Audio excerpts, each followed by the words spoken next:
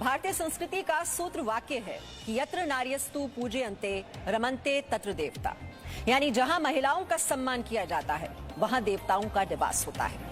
हमारी परंपरा महिलाओं का सम्मान करना सिखाती है, लेकिन दुर्भाग्यवश 21वीं सदी के भारत में भी बेटियां सुरक्षित नहीं हैं। हाथरस में 19 साल की लड़की से गैंगरेप की घटना ने पूरे देश को हिलाकर रख दिया है, झकझोर दिया है। पीड़िता के साथ जिस तरह की बेरहमी की गई, हैवानियत की गई, क्रूरता की गई, उससे पूरे देश में आक्रोश है। हम आपको हाथरस से ग्राउंड रिपोर्ट दिखाएंगे, लेकिन उससे पहले इस मामले से जुड़े हुए 10 बड़े अपडेट आपको बता देते हैं। हाथरस केस से जुड़ी हुई जो ताजा जानकारी है आपको बता दें, प्रधानमंत्री नरेंद्र मोदी ने सीएम योगी से बात की है। सीएम योगी ने हाथरस मामले पर ट्वीट किया, जिसमें लिखा कि प्रधानमंत्री ने कहा है कि दोषियों के खिलाफ सख्त कार्रवाई हो। योगी सरकार ने गृह सचिव की अध्यक्षता में एसआईटी का गठन किया है। एसआईटी में एक महिला अधिकारी भी शामिल होगी। बीती रात गैंगरेप पीड़ित लड़की का अंतिम संस्कार किया गया। परिवार का आरोप है कि पुलिस ने बिना बताए ये अंतिम संस्कार किया। 14 सितंबर को हाथरस में इस लड़की का गैंगरेप हुआ था। 29 सितंबर को सफदरजंग अस्पताल में पीड़िता की मौत हो गई। पुलिस कह रही है कि चारों आरोपियों की गिरफ्तारी हो चुकी है। अब हम आपको हाथरस मामले का एक्सक्लूसिव वीडियो दिखाते हैं, जहां पुलिस अधिकारी पीड़िता का अंतिम संस्कार ले जाने के लिए उसको ले जाना चाहते हैं, जबकि पीड़िता का परिवार चाहता है कि अंतिम संस्कार से पहले पूरे धार्मिक रीति रिवाज किए जाएं। इस पर पुलिस अधिकारी गांव वालों से कह रहे हैं कि उन्हें ऊपर से इंस्ट्रक्शन है और पीड़ित लड़की की मां रोते हुए बेटी को आखिरी बार उसे घर ले जाने के लिए गुहार लगा रही है। देखिए आप ये वीडियो।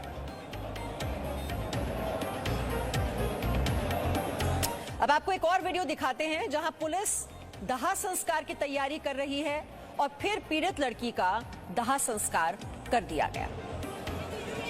ये देखिए तस्वीरें। पुलिस दाह संस्कार की तैयारी करते हुए और पीड़ित लड़की का दाह संस्कार कर दिया जाता है परिवार वालों की मौजूदगी के बिना।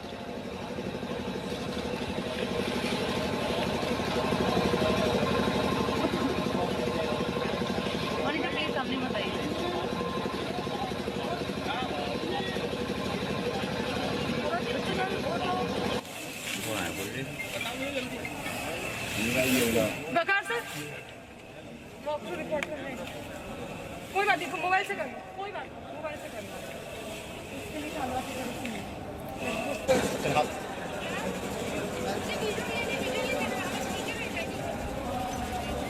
तो देखा आपने, एक चिता जल रही है हाथरस की बेटी की और वहां पर परिवार वाले मौजूद नहीं हैं। परिवार ने यही आरोप लगाया है कि पुलिस ने बिना बताए पीड़िता का अंतिम संस्कार कर दिया। कैसे सफर करें?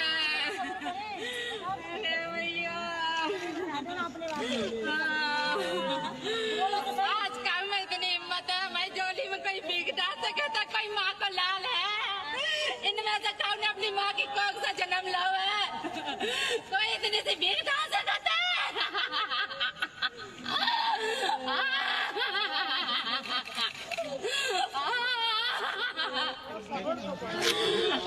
सफर कैसे करे? सोलह दिन हो गए। कैसे सफर करे?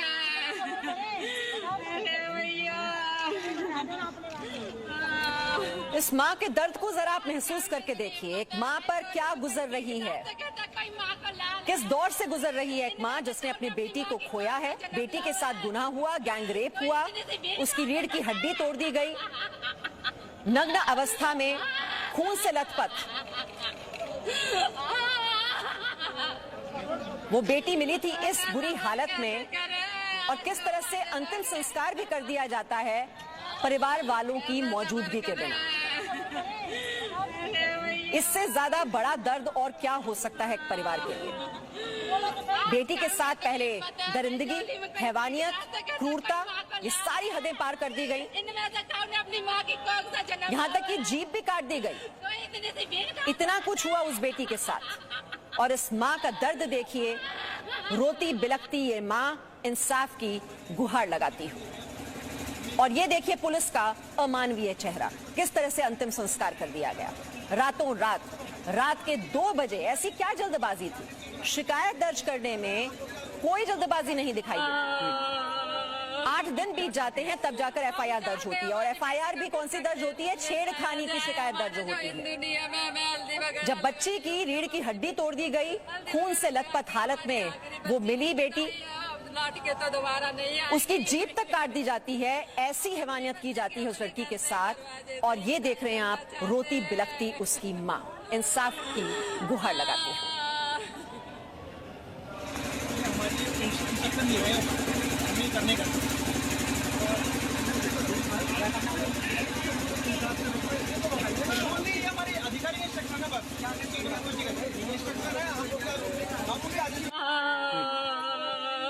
क्या चाहती हैं आप? हम चाहते हैं हमारी बेटी को घर तक ले जाया जाए। हमारे जो हिंदू नियम है, हमें हल्दी वगैरह लगानी होती है, हम अपनी बेटी को हल्दी वगैरह लगा के हमारी आखिरी बच्ची की विदाई है। अब लौट के तो दोबारा नहीं आएगी। हम अपनी बच्ची के अपने घर से ही दरवाजे। और नीरज गौड़ हमारे संवाददाता इस वक्त हमारे साथ जुड़े हुए हैं। नीरज गौड़, इस रोती बिलखती मां को सुनकर उसके दर्द का एहसास हमें तो हो रहा है, लेकिन पुलिस प्रशासन, क्या कोई फर्क नहीं पड़ रहा उन पर?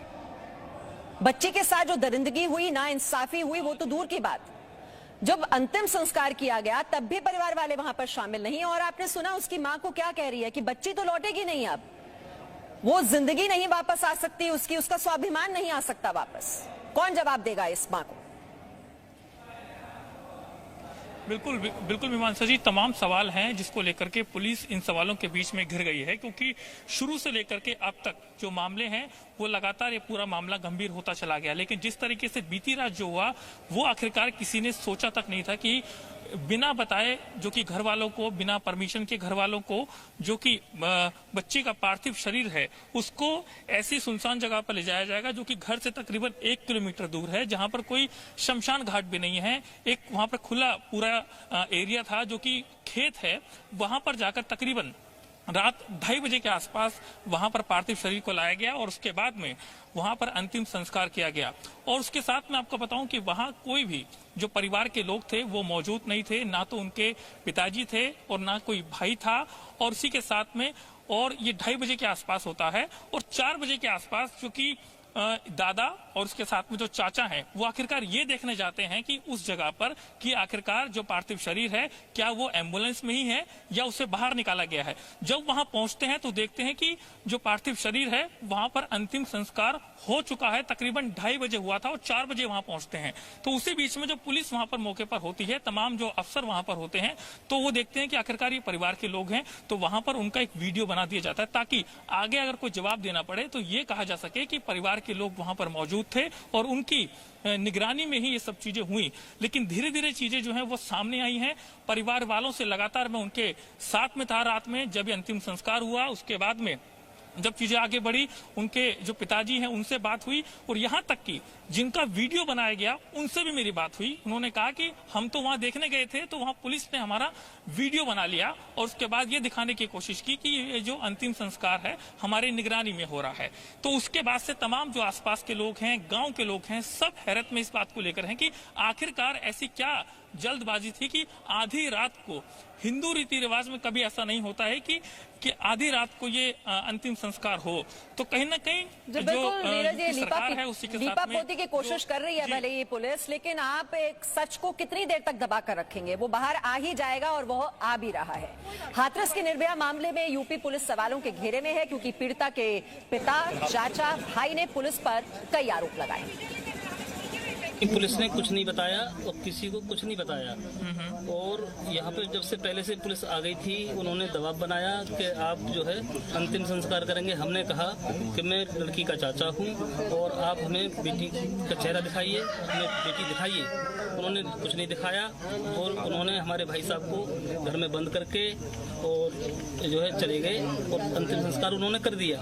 जब हम वहाँ देखने पहुँचे तो हमें जबरदस्ती 3-4 लोगों को बुला के और वीडियो वीडियो बनाया, बोले कंडे डालो। बहला करके लेकर गई या वहाँ पर जाके जबरन वीडियो बनाया गया जो प्रशासन दिखा रहा है हम लोगों को? अब ये तो उन्हीं लोगों को मालूम है कि जन कैसे मतलब लेके गई।